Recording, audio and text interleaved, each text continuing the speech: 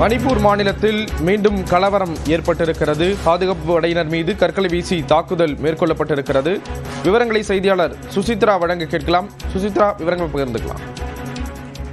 மணிப்பூர் மாநிலத்தில் புதிய அரசு நேற்று பொறுப்பேற்ற நிலையில் தற்போது சூரச்சந்திரபூர் மாவட்டத்தில் மீண்டும் இன்று பலத்த கலவரம் என்பது அங்கே ஏற்பட்டுள்ளது. குறிப்பாக குக்கி இன மக்கள் அதிகம் வசிக்கக்கூடிய சூரச்சந்திரபூரில் ஏற்பட்ட கடும் கலவரம் காரணமாக கடந்த ஓராண்டிற்கு முன்னால் மணிப்பூரில் குறிப்பாக இந்த பகுதிகளில் குடியரசுத் தலைவர் ஆட்சி என்பது அமல்படுத்தப்பட்டது மிக முக்கியமாக பார்க்கப்படுது. அதனை திரும்ப வாபஸ் பெற்று பாஜகவினுடைய புதிய அரசு நேற்று மாலை பொறுப்பேற்ற நிலையில் சூரச்சந்திரபூர் மாவட்டத்தில் தற்பொழுது மீண்டும் பலத்த கலவரம் என்பது ஏற்பட்டுள்ளது.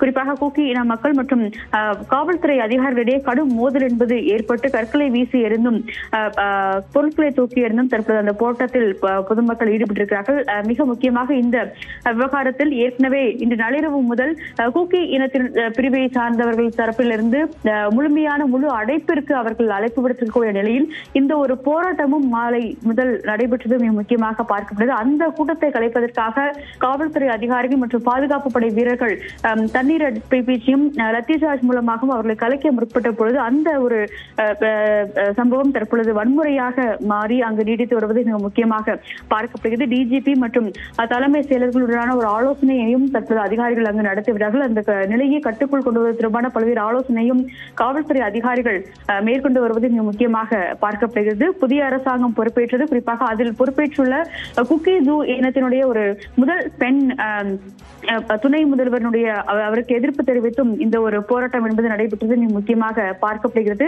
நெம்சாய் கிப்பன் டெல்லியிலிருந்து அவர் விர்ச்சுவல் காணொலி மூலமாக துணை முதல்வராக அவர் பொறுப்பேற்ற நிலையில் அவருக்கான ஒரு கடும் எதிர்ப்பையும் குக்கி இன மக்கள் தற்பொழுது முன்வைத்து வருகிறார்கள்.